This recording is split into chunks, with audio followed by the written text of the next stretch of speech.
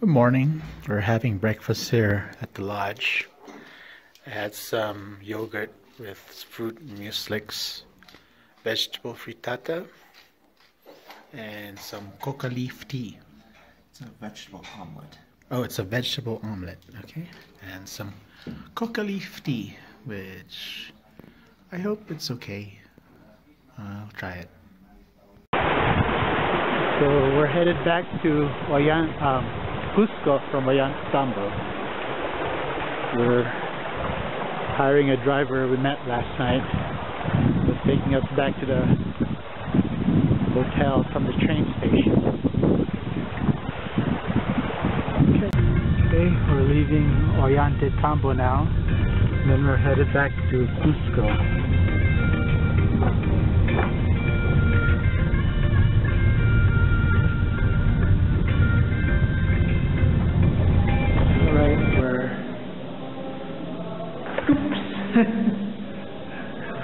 We're trying to find a place to eat today. We got to the hotel and thinking we're gonna see the ruins later, but we're just so tired and we fell asleep. And when we woke up, it was already too dark. So now we're gonna go walk around Cusco and see if we can find a place to eat. And also maybe a pharmacy to get some diarrhea medicine. Okay, so.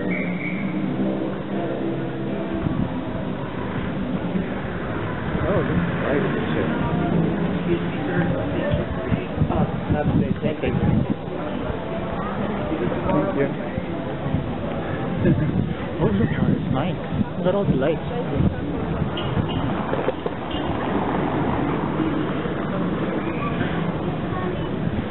A lot of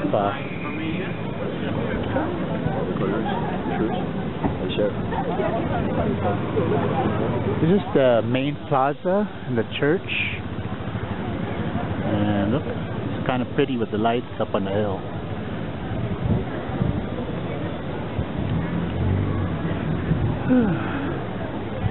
Which way do you want to go? Let's go there. Okay.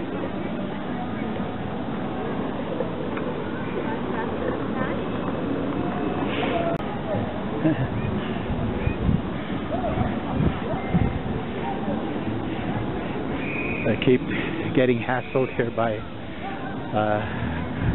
women asking for if we want a massage.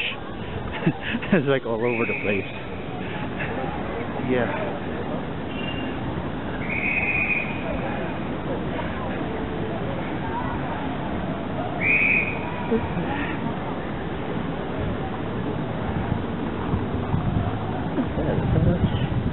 Shopping center? Or the church?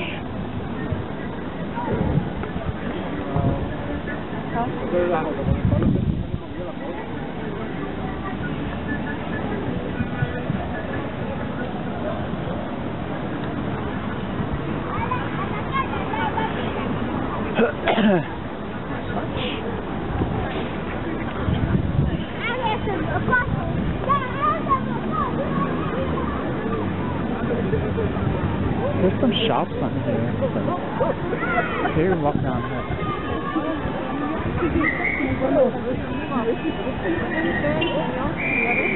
No, thank you.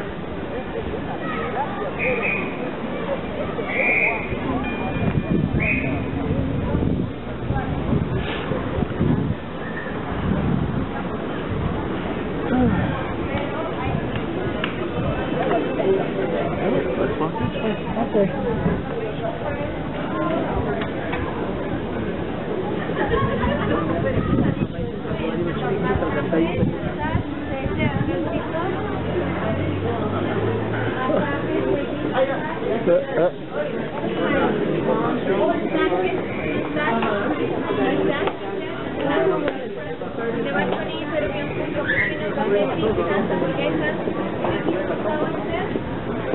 Oh, hey, there's someone here asking for food.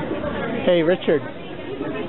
Okay, we found a place to eat, and I'm having the lomo de alpaca, the alpaca steak, and Richard is having basil pesto spaghetti. So this pesto is supposed to be good here, so I wanted to try it. We also have cucumber lemonade, which is not bad. Y la carne, porque necesito saber si no había carne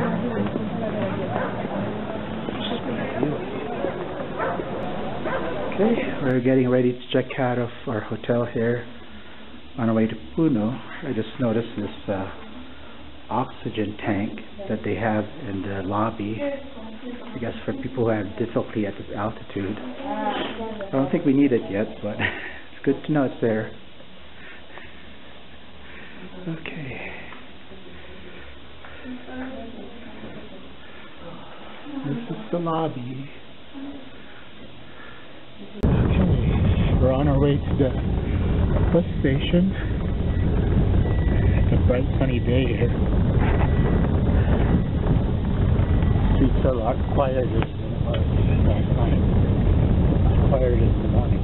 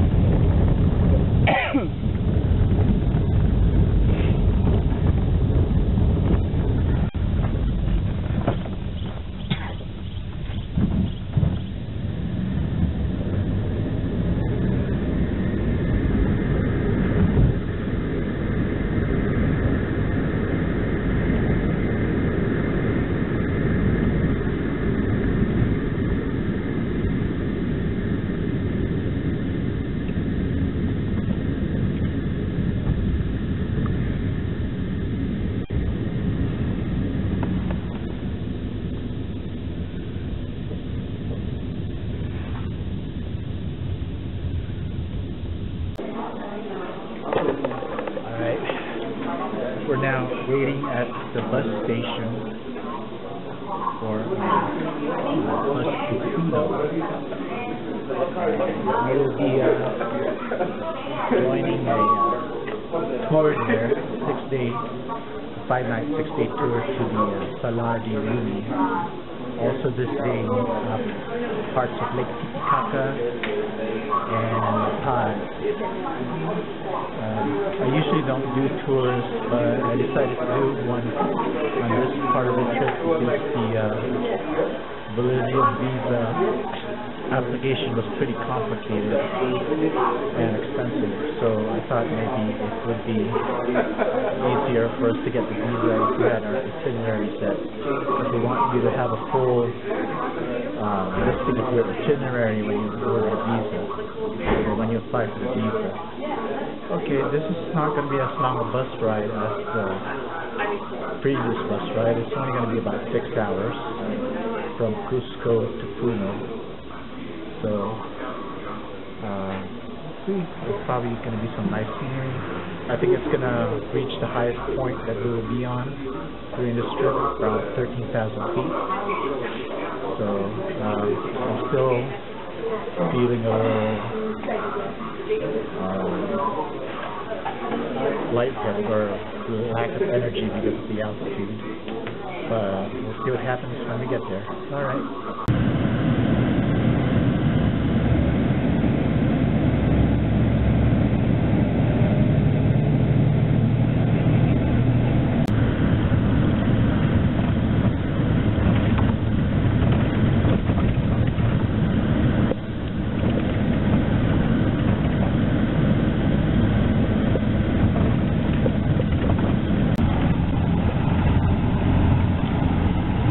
We're now approaching Abra Laraya or Laraya Pass. This is going to be the highest point on our trip, about 14,000 feet or so.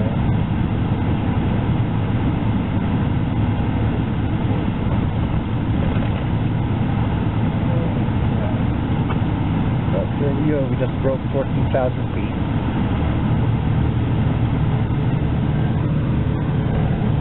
That's what it looks outside. Kind of dry.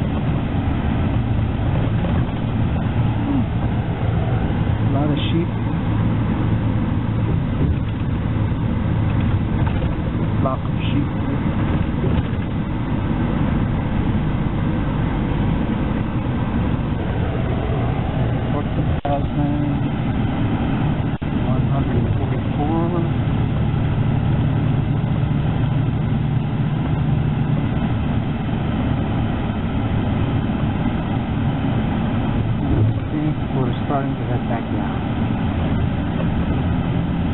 Okay. Still going up.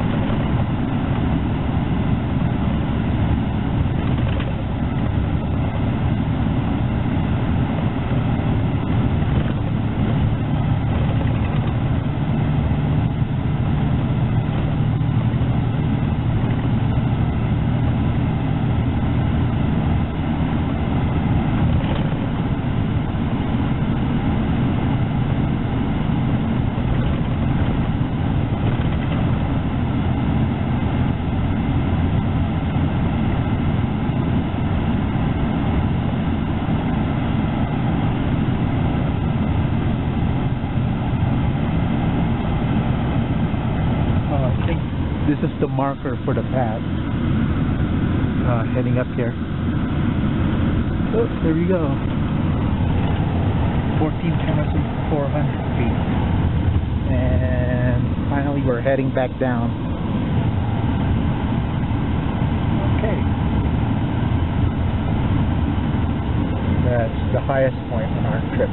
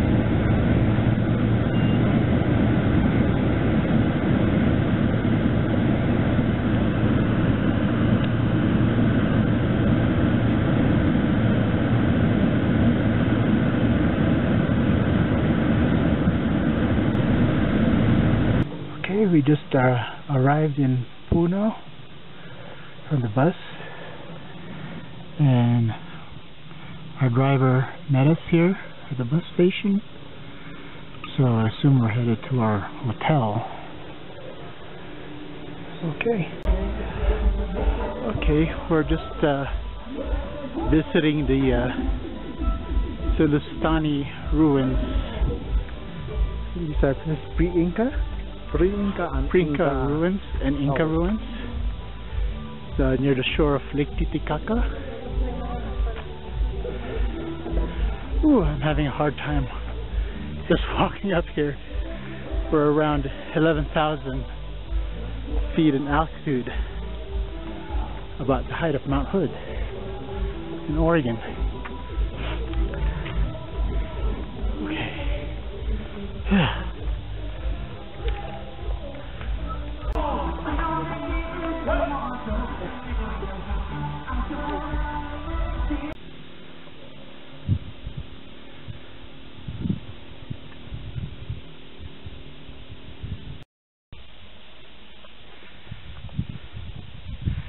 Okay.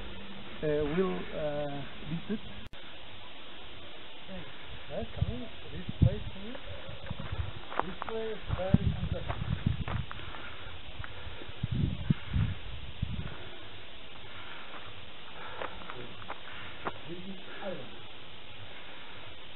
Is there an importance to the island? Good morning. This is our second day in Puno. This is the outside of our hotel room, looking out the window, and I'm really beginning to feel the effects of the altitude.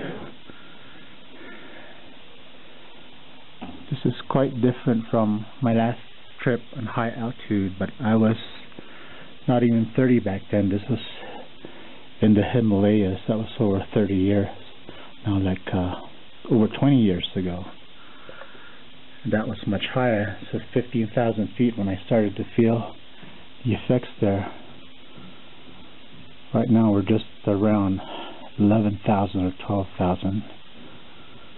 Between 11 and 12,000, I think. Tomorrow we'll be heading out to La Paz in Bolivia, which is the highest capital in the world. It's around 12,000 feet. So, alright. Today we'll be heading out on the tour to some sites in Lake Titicaca, including the Uros floating islands. In the world. Okay, today we're going to visit this lake. My name is Alexander. Okay, I'm gonna accompany you as your friend, as your guide, and of course our boatman, our boat driver, Mr. Pedro. He's going to accompany us as well in this journey. Okay, muy bien. Bueno, dicho esto, por supuesto hablamos del lago, ¿no? Estamos a una altura de 3.810 metros sobre el nivel del mar. Pero, incluso en Perú y Bolivia hay lagos más altos. ¿Por qué se hace conocido por ser el más alto y navegable del mundo? Pues en el siglo XIX habían embarcaciones que cruzaban este lago. Sabemos que es la frontera peruana-boliviana, donde un 60% pertenece al lado peruano y un 40% para nuestros amigos de Bolivia. Okay. We are about 3,810 meters above sea level. Okay. But why is snow at the highest navigable lake in the world? Because I know even in Peru, Bolivia as well, there are some lakes higher than us. If not, Lake Titicaca in the Andes is the largest and deepest lake. That years ago, 19th century, there were some steamboats crossing this lake, big ones, large boats, mostly coming from England, one of them from Scotland, another one from Canada. But remember, we are almost 4,000 meters above sea level. For us to get one of them from the ocean to here was very hard, because you saw our landscape. It's not so easy, it's not flat. This is why these steamboats, they came here into pieces. The first one, 2,760 pieces, crossing the Andes by mules, by donkeys. At that moment, they thought to cross the Andes in 6 months. They couldn't do it in a health post center with a hut. Okay, and then yellow building to the left is the kindergarten. La construcción amarilla a la izquierda viene a ser un jardín para los niños construido en aluminio. La roja con amarilla, medio beige, es un centro médico, una pequeña posta médica, un pequeño hospital, ¿no? Toda construcción grande que vean en su mayoría son escuelas. Every big building that you will see on the way mostly are schools. Look at how big is this community. Look at to the left, look at to the right. How big is the community? There are around 100 islands. Yeah. Miren al lado izquierdo, miren al lado derecho, cuán grande es la comunidad. We're now on one of the floating islands on Lake Titicaca. Okay. Oh, excuse me. Sorry. Thank you. Ooh.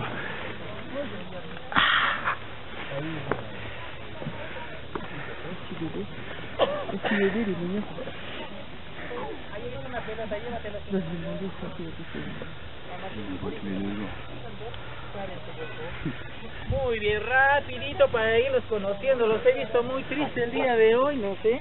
Y ya nos vamos a conocer un poquitito. Quiero saber de qué países vienen. Please, now in order to know where are you coming from. Today I saw you a little bit sad. Look at the beautiful, isn't nice?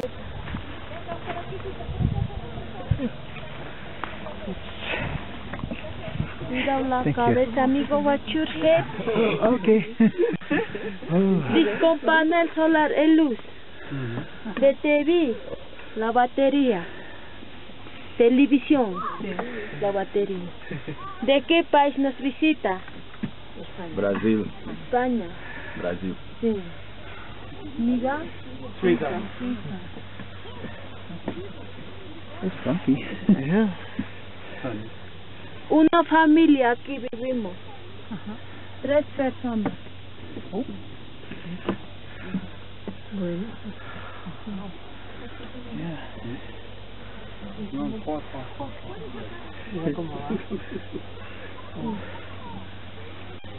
Vamos a mi mercado. Now walking around the floating island, and there's supposed to be a community of like 4,000 people in this group of floating islands. Feels kind of weird just walking on here. It's kind of spongy. It's really interesting.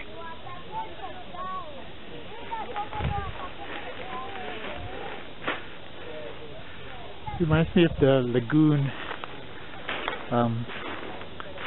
around Epcot with all the colorful buildings around it.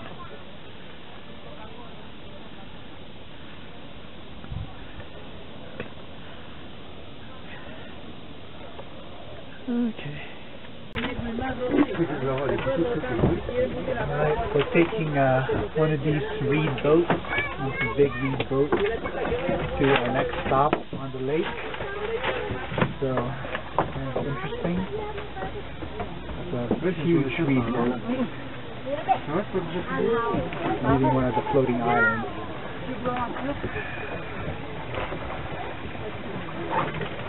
You had the option of getting on this big one or that smaller one down there. We chose this big one.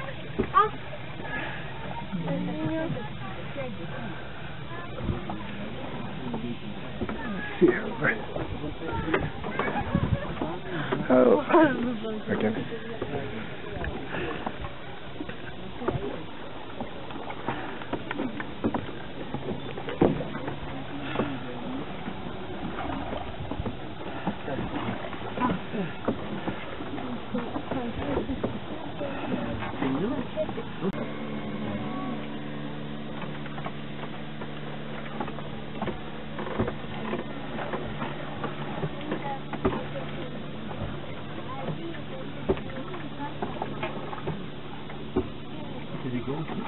Health Post Center with a hut. Okay, and then yellow building to the left is the kindergarten.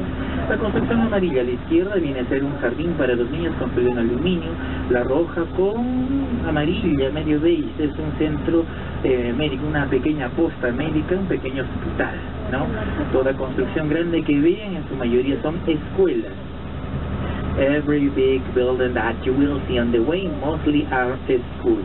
Look at how big is this community. Look at to the left, look at to the right. How big is the community? There are around 100 islands.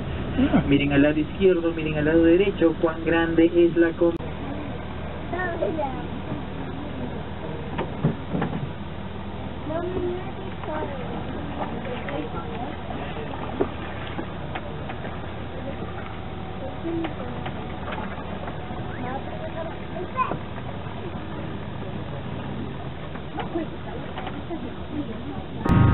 We're now approaching our next stop on Lake Titicaca. It's Aquile Island, and we're supposed to do a walk across the island, and I'm not sure how difficult it'll be because we're still at very high altitude, but we'll see how it goes. And yeah, it's supposed to take like maybe an hour or so. Long. I don't know. Alright. Okay, we made it to the top of the Kili Island here. This is the main plaza. And the altitude is really affecting me here. And it took us nearly an hour, maybe more, to get up here. It should have taken only 20 minutes. Was supposed to have an hour to get down. Maybe that'll be easier. Okay, we'll see what happens. Okay, this another view from the top of the lake. This shows you how big this lake actually is. You can barely see the other side. If you zoom in closer, you can see snow-capped mountains. I think those mountains are really high, probably over 20,000 feet or so. But it's a huge lake.